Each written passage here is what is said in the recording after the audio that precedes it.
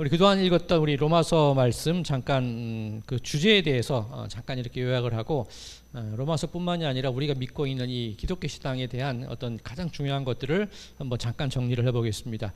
복음이 무엇일까요? 복음은 예수 그리스도의 십자가를 믿으면 구원을 받는다. 그것이 복음입니다. 은총이 무엇일까요? 은총, 우리 2주 전에도 주일 예배 때 함께 읽었던 말씀이 있는데 다윗의 시에서 난 자를 통해서 우리가 하나님의 은총을 빼앗기지 않을 것이다. 그런 말씀을 우리가 함께 나눴었던 적이 있습니다.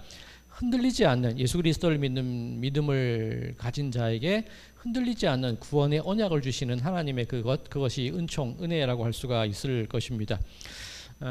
영접하는 자, 우리 천빛교회가 그 중심이 되는 말씀이기도 하죠. 요한복음의 1장에 있는 말씀이죠. 영접하는 자, 곧 그 이름을 믿는 자에게는 하나님의 자녀가 되는 권세를 주셨으니 혈통으로나 육정으로나 사람의 뜻으로 된 것이 아니라 오직 하나님께로부터 난 자로부터니라, 그런 말씀이 있습니다. 그죠? 우리가 신분이 유대인이라서 어떤 형태의 노력을 해서 내 뜻과 내 의지를 가지고 은혜를 받는 것이 아니고 구원을 받는 것이 아니라 오로지 하나님께로부터 난 자 예수 그리스도를 통한 그 믿음, 십자가의 은혜만 있으면 그것이 바로 하나님의 자녀 가 되는 권세, 예수 그리스도를 믿는 그 믿음, 예수님을 영접하기만 하면 우리가 구원을 받는다. 그것이 이 복음이라는 겁니다.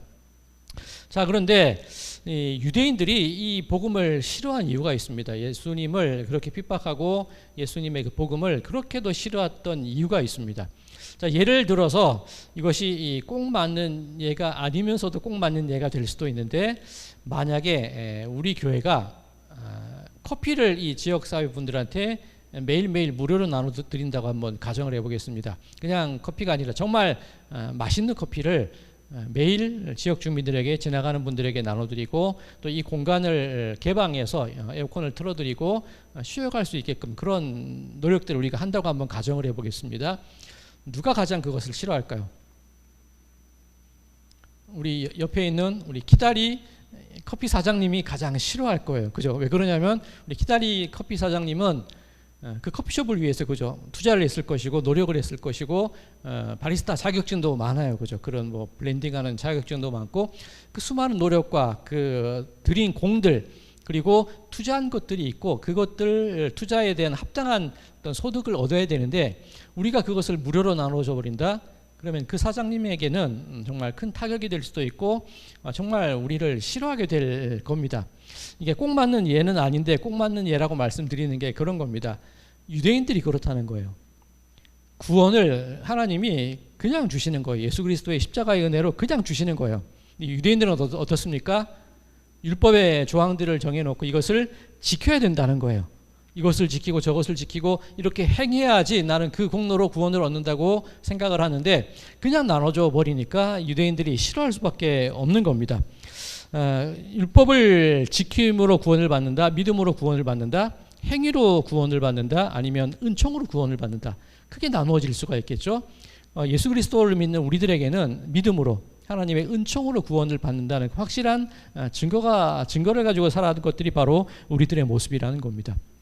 자, 그런 이해 속에서 오늘 본문 17절과 20절 말씀을 가만히 살펴보면 바울이 유대인들에게 질문을 하는 거예요. 자, 17절입니다. 유대인이라 불리는 내가 율법을 의지하며 하나님을 자랑하며. 유대인들에게는 어떤 자부심이 있습니다. 그렇죠. 내가 일주일에 2번 금식을 하고 11조도 드리고 토색하고 간음하고 불의를 행하지 않고 저 세리와 죄인들과 같지 않습니다. 그런 자부심이 있는 사람들입니다. 그러니 바울이 유대인들도 하는 말이 유대인이라 불리는 내가 율법을 의지하며 하나님을 자랑하며 율법의 교훈을 받아 하나님의 뜻을 알고 지극히 선한 것을 분간하며. 유대인을 향한 말입니다. 너희들은 하나님을 자랑하지 않냐? 율법의 교훈을 받아서 지극히 선한 것을 분별한다고 너희들 스스로 얘기하지 않느냐? 맹인의 길을 인도하는 자요, 어둠에 있는 자의 빛이요, 율법에 있는 지식과 진리의 모본을 가진 자로서 이 진리와 지식의 모든 근거가 율법에 있으니 그 율법을 아는 자부심이 있다는 겁니다. 유대인들에게는 어리석은 자의 교사요, 어린 나이의 선생이라고 스스로 유대인들 너희들은 믿고 있지 않냐? 이렇게 질문을 던지는 겁니다. 굳이 뭐 시민 등급을 지금은 나눌 수 없겠지만 그 당시 기준으로 만약에 등급을 나눈다면 유대인들, 특히 바리새인들 1등급 시민이 될 겁니다. 그러죠. 율법에 대한 지혜, 지식, 그리고 지금 읽은 17절에서 20절인 것처럼 사람들을 인도하고 빛이 되고 사람들을 가르치고 그런 프라이드를 가지고 살아가는 것이 유대인들의 모습이라는 겁니다. 자, 그런데 바울이 그 유대인들을 향하여서 질문을 던집니다. 자, 17절에서 20절까지가 유대인들 너희가 자부심을 가지고 있는 이런 모습이 있다고 스스로 얘기하고 있는데, 자, 21절 질문을 합니다. 그러면 다른 사람을 가르치는 내가 내 자신은 가르치지 아니하느냐? 그렇게 맹인을 인도하고 세상의 빛이라고 너희들 스스로는 말하고 있는데, 남들은 잘 가르친다고 너희들 스스로는 생각하는데 왜 너희 스스로는 가르치지 않냐? 그렇게 질문을 하는 겁니다. 도둑질하지 말라 선포하는 내가 도둑질하느냐? 너희들은 도둑질하지 말라고 말하면서 왜 너희들 스스로가 도둑질을 하고 있느냐? 간음하지 말라 말하는 내가 간음하느냐? 우상을 가정히 여기는 내가 신전 물건을 도둑질하느냐? 간음하지 말라 놓고 너희들이 간음하고 있고 우상 숭배하지 말라 놓고 너희들이 하나님이 아닌 엉뚱한 것을 섬기고 있구나. 바울이 그렇게 유대인들을 향하여서 도전하고 있는 겁니다. 율법을 자랑하는 내가 율법을 범함으로 하나님을 욕되게 하느냐? 그렇게 자부심이 있고 그렇게 율법을 잘 알고 그렇게 남들을 인도하고 가르친다고 너희들 스스로가 생각해 왔는데 아니라는 겁니다. 너희들에게 당신들에게 가르칠 자격이 있습니까? 당신들에게 율법을 지킨다고 말할 그런 자격이 있습니까? 율법을 지킨다고 하면서 왜 율법을 범하면서 하나님을 욕되게 합니까? 그렇게 바울이 유대인들을 향해서 질문을 던지고 있는 겁니다. 자, 사실 이 바울의 이 질문 21절에서 23절 질문은 사실은 예레미야 7장에 있는 말씀을 인용한 것이라고 할 수가 있습니다. 자, 예레미야 7장 9절 말씀 제가 읽어드리겠습니다. 너희가 도둑질하며 살인하며 간음하며 거짓 맹세하며 바알에게 분향하며 너희가 알지 못하는 다른 신들을 따르면서 내 이름으로 일컬음을 받는 이 집에 들어와서 내 앞에 서서 말하기를 우리가 구원을 얻었나이다 하느냐? 이는 이 모든 가증한 일을 행하려 함이로다. 내 이름으로 일컬음을 받는 이 집이 너희 눈에는 도둑의 소굴로 보이느냐? 보라, 나 곧 내가 그것을 보았노라. 여호와의 말씀이니라. 바울이 유대인들을 향하여 질문한 그 내용이 그대로 있죠. 너희가 도둑질하고 간음하고 살인하고 우상을 숭배하고 있으면서 어떻게 너희들 스스로가 이 하나님의 집에서 제사를 드리고 그런 행위를 한다고 해서 구원을 받았다고 어떻게 말을 할 수 있겠느냐? 예레미야 입을 통해서 하나님이 저들을 책망하시는 겁니다. 이 집이 너희 눈에는 도둑의 소굴로 보이느냐? 예수님이 하신 말씀이죠. 그 성전에서 장사하는 자들 그 상을 엎으시면서 하는 말씀이시죠. 너희들이 행하는 그 모든 행위, 제사를 드리기 위해서 거룩한 것을 성별한다고 하는 그 행위가 바로 도둑질이라는 거예요. 유대인들의 그 율법을 지킨다고 말한 그 모든 행위들, 그것들이 실은 가르치는 것이 아니라 속이는 것이었고 섬기는 것이 아니라 하나님을 욕되게 하는 일이었다는 겁니다. 바울이 지적을 하고 있는 겁니다. 자, 이때 예레미야 7장 9절에서 11절까지 제가 읽어드렸는데 예레미야 7장 12절에 하나님이 이렇게 말씀을 덧붙이십니다.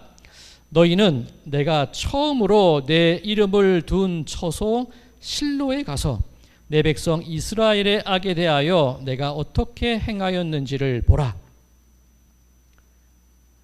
하나님이 예를 하나 들어주신다는 겁니다.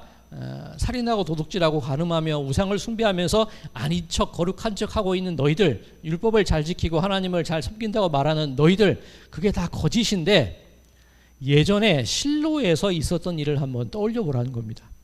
이 말씀이 어떤 말씀이냐면 사무엘상 4장에 있는 말씀을 하나님께서 빗대어 하신 말씀인데, 사무엘상 4장에 보면 이 이스라엘과 블레셋 사이의 전쟁에 대한 이야기가 나옵니다. 이스라엘 백성들이 이 에벤에셀에 진을 치고 있고 블레셋이 아벡이라는 곳에 진을 치고 있었습니다. 이제 두 민족이 전쟁을 했는데 처음 전쟁에서 이스라엘이 패하게 됩니다. 그리고 그날 4,000명에 가까운 그 군사들이 죽임을 당하게 됩니다. 그런 이스라엘이 얼마나 사기가 떨어졌겠습니까? 그래서 이 장로들이 의논하기를 우리가 지금 저 실로에 가면 하나님의 언약궤가 있는데 언약궤를 가져오자는 거예요. 그렇게 결의를 하고 그 전쟁터로 하나님의 언약궤를 가지고 오게 됩니다. 그리고 언약궤가 올 때 그 옆에 홈리와 비느하스가 함께 따라오게 됩니다. 엘리 제사장의 기억나시나요? 그 눈이 흐려져서 분간하지 못했던 그 엘리 제사장의 두 아들이 함께 그 언약궤와 함께 따라오 전쟁터로 나오게 됩니다. 자, 멀리서 언약궤가 이제 진영으로 이스라엘 진영으로 들어오는 것을 보고 이스라엘 백성들이 환호를 해요. 막 소리를 질러요. 우리가 드디어 이겼다. 하나님의 언약궤가 있으니까 우리가 이겼다. 소리를 지릅니다. 그때 성경에서 표현하기를 저들이 소리를 지르는 거로 땅이 진동하였다. 그렇게 사무엘상 4장에 표현이 되고 있습니다. 그 진동 소리를 듣고 이 블레셋 군대가 두려움에 떨어요. 아니 이게 무슨 소리지? 저들의 진영에 신이 들어왔구나. 그리고 크게 낙심을 하게 됩니다. 자, 어떻게 될까요? 이 4,000명이나 되는 이스라엘 병사들이 죽었고 그 이유로 인해서 하나님의 언약궤를 가지고 왔고 블레셋의 사기가 꺾어졌고 이스라엘 백성들의 함성으로 땅이 진동하는 그 일이 일어났습니다. 이 전쟁의 양상이 어떻게 흘러갈까요? 자, 이 사무엘상 4장 8절 이후의 말씀 제가 읽어드리겠습니다. 이 전쟁이 어떻게 흘러가느냐? 사무엘상 4장 8절, 이 블레셋이 자기들에게 하는 말입니다. 우리에게 화로다. 누가 우리를 이 능한 신들의 손에서 건지리요. 그들은 광야에서 여러 가지 재앙으로 애굽인을 친 신들이니라. 너희 블레셋 사람들아 강하게 되며 대장부가 되라. 너희가 히브리 사람의 종이 되기를 그들이 너희의 종이 되었던 것 같이 되지 말고 대장부 같이 되어 싸우라 하고. 이제 블레셋 군대들이 서로 격려하는 거예요.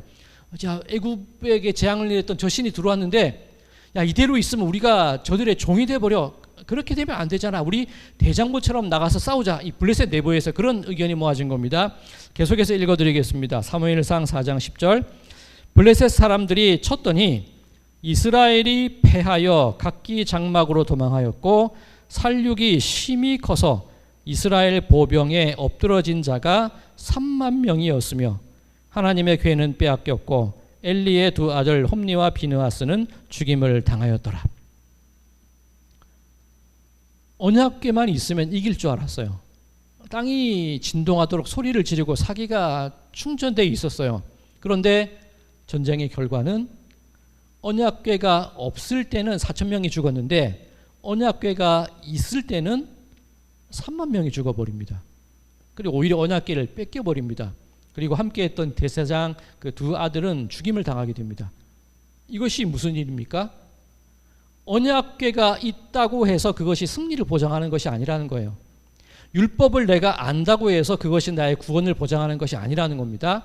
하나님께 제사를 드린다고 해서 내가 유대인이라고 해서 내가 기독교인이라고 해서 그것이 우리들의 구원을 보장하지는 않는다는 얘기입니다. 우리가 성경책을 들고 있다고 해서 그것이 나에게 구원을 보장하지 않는다는 그런 얘기입니다. 하나님이 주시는 얘기예요.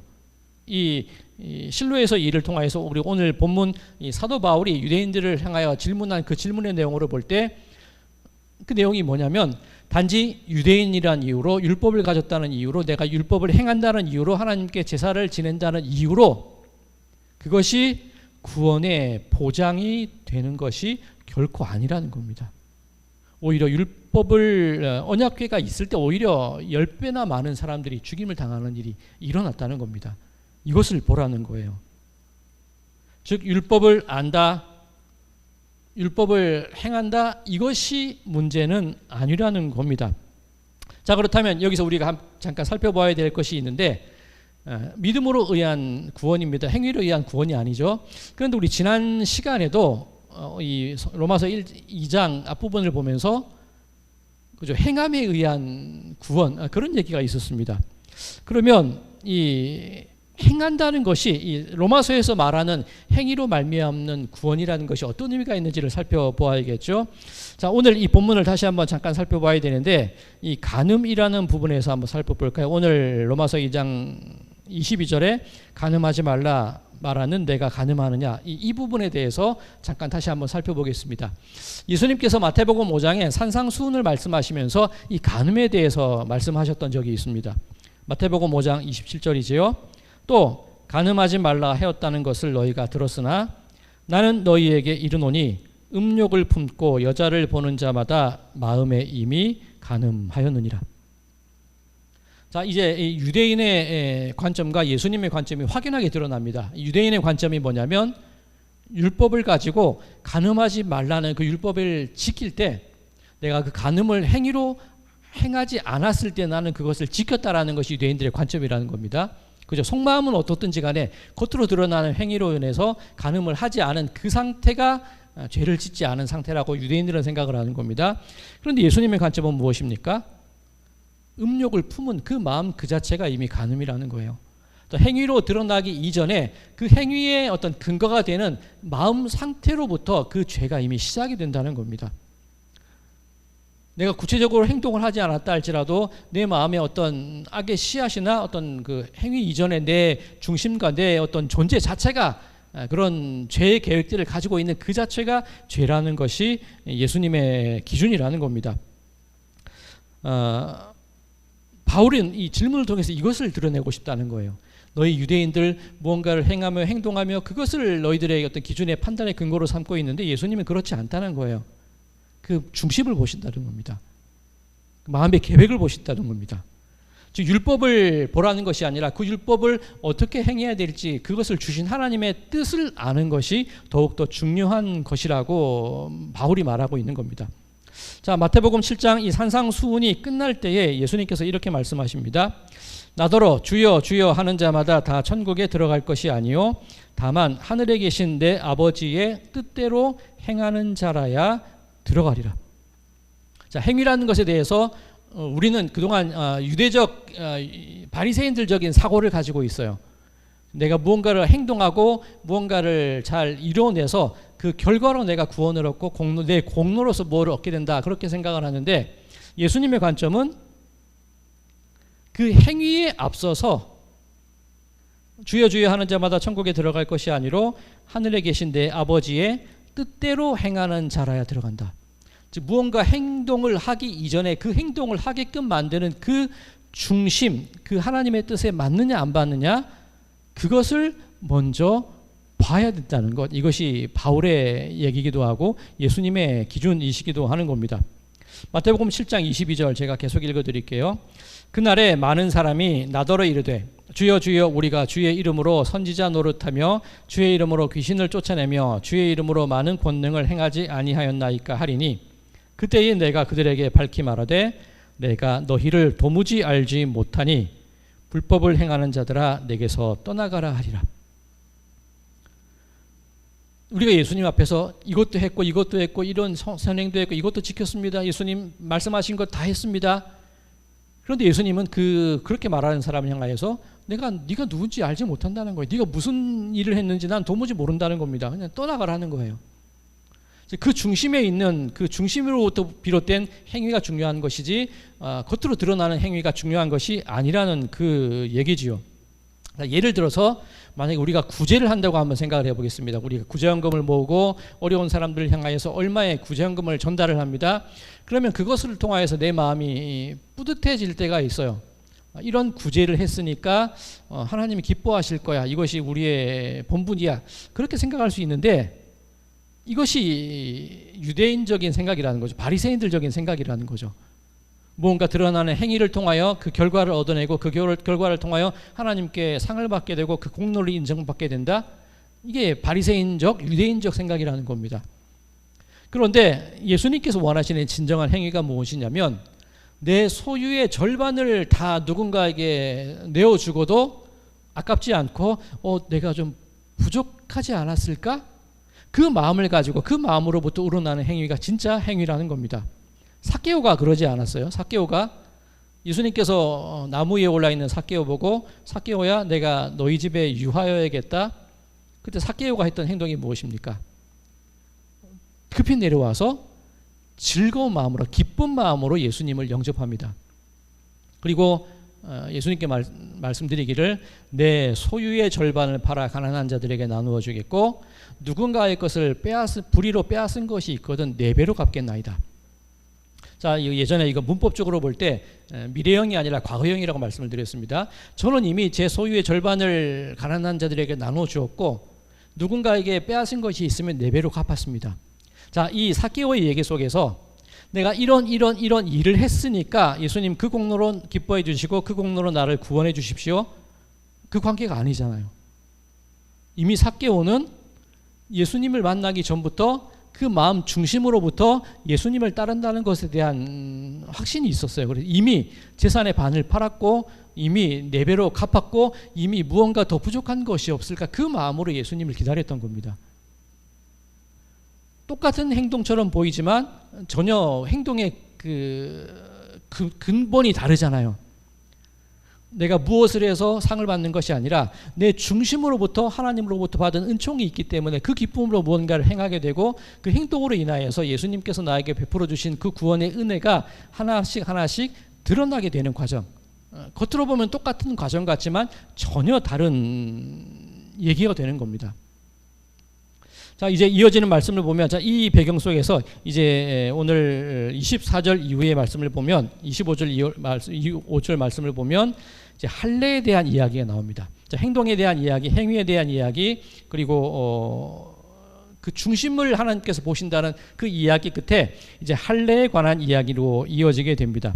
자, 오늘 우리가 함께 읽기는 했는데, 자, 이 할례라는 것이, 이 할례라는 어떤 절차가 성경에 언제 처음 등장하고 있습니까?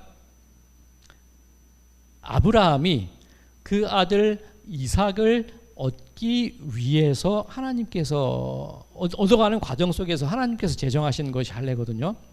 하나님께서 아브라함과 사라에게 너에게 자식을 주겠고 하늘의 별같이 바다의 모래같이 자손이 많아질 것이다 약속을 하셨는데 그 약속이 이루어집니까? 안 이루어져요. 그러니 이 사라가 어떻게 하죠? 기다리다가 나는 이제 생리도 끊어지고 나이도 많아지고 도저히 안 되겠으니까 내 몸종 하갈을 통해서 우리가 자식을 얻읍시다. 이게 그렇게 하나님의 약속을 이루어 갑시다. 그렇게 합니다. 아브라함도 동의하죠. 그런데 그 후로 하나님께서 침묵을 하세요. 거의 13년 이상이나 아브라함이 99세가 되도록 하나님이 나타나지 않으시고 아브라함이 99세가 되셨을 때 하나님이 아브라함 앞에 나타나셔서 나는 전능한 하나님이다. 그리고 네 장막에 유하는 모든 남자들은 할례를 받아라. 그 말씀을 하십니다. 자, 할례라는 것이 무엇이냐면 남성의 생식기를 자르는 행위잖아요. 즉 이전에는 이 아브라함과 그 사라가 자신들의 힘으로 자신들의 노력으로 자신들의 행위로 하나님의 약속을 이루어 가려고 해요. 그런데 하나님께서는 99세가 된 아브라함에게 나타나셔 너의 생식기로 너의 노력으로 너의 공로로 너의 힘으로 자녀를 얻는 것이 아니라고 말씀을 하시는 거예요. 네 장막이 너의 가족 모든 남성들의 그 생식기를 다 자르라는 거예요. 할 일을 하라는 거예요. 그 말은 하나님께서 약속하신 그 자녀의 복은 사람의 노력으로 이루어지는 것이 아니라 오로지 하나님께서 주시는 것이라는 겁니다. 자, 이를 두고 이 골로새서 2장 11절에 이렇게 표현되어 있습니다. 또 그 안에서 너희가 손으로 하지 아니한 할례를 받았으니 곧 육의 몸을 벗는 것이요 그리스도의 할례니라. 자, 할례라는 것이 어떤 의미가 있느냐? 육신의 내 힘과 내 노력을 끊어버리는 행위가 할례입니다. 그 말은 남자로서의 내가 죽었다는 거예요. 아브라함이 하나님 앞에서 죽었을 때 자녀가 태어난다는 거예요. 약속이 이루어진다는 거예요. 그러면 누군가의 내 의지와 내 고집과 내 행위가 끊어지고 죽어졌을 때에 하나님의 뜻이 이루어지는데 우리들이 살아가기 위해서 우리들이 죽어야 되는데 내가 죽어야 되는데 누가 죽으셨다는 거죠? 손으로 하지 아니한 할례를 받았으니 곧 육의 몸을 벗는 것이요 그리스도의 할례니라. 즉 예수 그리스도의 죽음을 통하여서 우리들의 모든 행위가 아니라 예수 그리스도의 죽음을 통하여서 하나님의 언약이 우리를 통하여 이루어진다는 그 말씀을 하고 계시는 겁니다. 자, 이 골로새서 2장 12절 이하의 말씀 제가 계속 읽어드릴게요. 너희가 세례로 그리스도와 함께 장사되고 또 죽은 자들 가운데서 그를 일으키신 하나님의 역사를 믿음으로 말미암아 그 안에서 함께 일으키심을 받았느니라. 우리가 죽고 내가 끊어지고 내가 없어져야 되는데 예수 그리스도의 십자가를 통하여서 이 세례라는 것, 내가 죽어지고 내가 씻어지는 과정을 드러내는 것입니다. 그를 통하여서 그리스도 안에서 일으킴을 받았다는 거예요. 즉 오늘 이 본문에서 이 할례라고 하는 것, 어떻게 보면 내 공로를 드러내는 거예요. 원래의 의미는 하나님께서 죽어야 될 아브라함을 죽이지 않으시고 할례를 통해서 자손을 허락하신 것, 죽어야 될 나를 죽이지 않으시고 예수 그리스도께서 십자가에서 죽으심으로 우리가 구원을 받은 것, 이것이 할례의 원래 의미입니다. 그런데 유대인들에게 있어서 그것이 변형되었는데 내 공로로 드러난다는 거예요. 내 할례를 받아야 되고 율법을 지켜야 되고 하나님의 원래의 뜻이 어긋나 버린 거죠. 이것이 오늘날 우리들에게도 그대로 나타나고 있는데 무엇이냐면 내가 성경을 몇 번 읽었고 그런 경우들이 있습니다. 교회에서마다 어떤 세미나를 가야지만 무언가를 할 수 있는 자격이 주어지는 것들이 있어요. 물론 성경을 읽고 세미나를 가고 성경 공부를 해야 되는 거 중요합니다. 그것은 하나님께서 우리에게 주시는 참 진리를 알아가기 위해서 그거를 알아가는 기쁨의 과정으로 그 모든 것들을 해나가야 되는데 그것이 잘못 변형된 거예요. 이것을 해야지 통과될 수 있고 이것을 해야지 알 수 있고 이것을 해야지 자격이 주어진다. 유대인들이 바리새인들이 했던 잘못된 행위 그대로잖아요. 오늘날 우리 교회 내에서도 이런 일들이 그대로 일어나고 있다는 겁니다. 근데 바울이 말하기를 할례가 중요한 것이 아니라는 겁니다. 28절 표면적 유대인이 아니요 표면적 육신의 할례가 아니니라 오직 이면적 유대인이 유대인이며 할례는 어디에 하라고 되어 있죠? 29절 할례는 마음에 할지니. 자, 예레미야 4장 4절 말씀 제가 읽어드리겠습니다. 유다인과 예루살렘 주민들아 너희는 스스로 할례를 행하여 너희 마음 가죽을 베고 나 여호와께 속하라. 할례는 어디에 행하는 거라고 되어 있습니까? 예레미야 4장 4절에도 마음에 행하는 거예요. 즉 내 육신의 공로, 내 과정, 내가 행해왔던 무엇인가의 증거, 하나님의 은혜를 받기 위한 표징들, 내가 자격을 얻기 위하여 노력한 그 결과물들, 그런 것들이 아니라는 거예요. 즉 우리 기독교인들, 우리 믿는 자들, 이것도 잘못된 말이에요. 우리들이 조심해야 될 게 유대인들은 죄인들을 바라보면서 아이고 저 죄인들, 그죠? 그 바리새인의 기도가 그런 거였습니다. 저 세리와 같지 않습니다. 유대인의 마음이에요. 근데 우리들의 마음은 또 그런 유대인들을 바라보면서 아우 저 유대인들 저것밖에 못해. 어떻게 보면 똑같은 과정이거든요. 그러니까 제가 조금 전에 썼던 표현들 우리 그리스도인들 믿는 자들 이것도 어떻게 보면 잘못된 표현입니다. 나누려는 표현이에요. 참다운 신앙이라는 것은 나누고 과정이라고 생각하고 내가 저들보다 더 낫다는 그런 생각을 가지는 게 아니라 그 모든 것들을 다 깨트려버리고 그냥 공짜로 커피를 나누어주는 그 마음으로 공짜로 복음을 주시고 공짜로 생명을 주시고 예수 그리스도께서 십자가에서 할례를 받으심을 통하여서 우리들에게 구원을 베풀어 주신 그 은혜를 우리가 깨닫고 살아가는 것, 그리고 그 받은 만큼 우리들도 삭개오가 행한 것처럼 내 중심으로부터 무언가를 행하려고 할 때 자격을 얻기 위해서 행하는 것이 아니라 그저 받은 것이 있으니까 기쁜 마음으로 그저 행하는 것, 이것이 우리 신앙인들의 또 이런 표현을 씁니다. 예수님을 따라가려는 사람들의 삶이 되어야 한다는 것, 이것이 오늘 바울이 로마서 2장을 통하여서 우리에게 주시는 말씀인 줄로 믿습니다. 우리들의 삶 속에서 내 노력, 자격, 내 행위, 내 의, 무언가 하나님으로부터 얻어내기 위해서 단계를 거쳤다고 생각하는 그 모든 것들, 이런 것들이 다 헛된 거예요. 잘못됐다는 거예요. 그러니 결론은 우리가 구원받을 수 있는 것, 은혜, 오직 은혜. 결국 또 이 말씀을 드립니다. 오직 의인은 믿음으로 말미암아 살리라. 예수 그리스도의 십자가를 믿는 그 믿음, 거저 얻은 그 믿음, 그것만이 중요한 것이고 거저 받은 것처럼 거저 나누어 줄 수 있는 마음, 그것이 우리들의 삶의 모습이어야 한다는 것이 바울이 오늘 로마서 2장을 통하여서 우리들에게 주고 있는 말씀인 줄로 믿습니다. 말하기는 앞으로 살아가는 과정 속에서 믿기만 하면 구원받는 거 참 쉬워요. 그죠? 그런데 내가 혜택을 받으니까 쉽다고 여겨지지만 믿기만 하면 구원받는다는 것, 다른 사람에게도 똑같이 그 은혜가 주어진다고 생각할 때 나는 배가 아플 수 있어요. 내가 정말 싫어하고 정말 미워하는 그 사람도 거저 얻을 수 있다는 생각을 하면 정말 싫거든요. 그런데 그것까지라도 받아들일 수 있는 마음이 우리들의 마음이 되어야 된다. 이것이 바울이 우리들에게 전해주고 있는 말씀이라는 겁니다.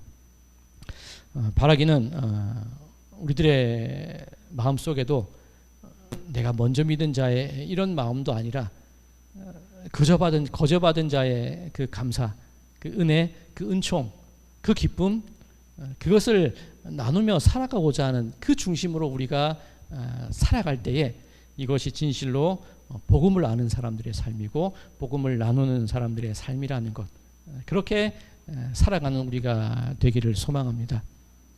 말처럼 쉽지 않은 길인 것 같은데 배아파하지 않고 정말 기쁨으로 함께 즐기며 기뻐하며 그렇게 소망을 나누며 은총 안에서 정말 복을 누리며 살아가는 그런 우리들의 삶이 되기를 주님의 이름으로 간절히 소망합니다.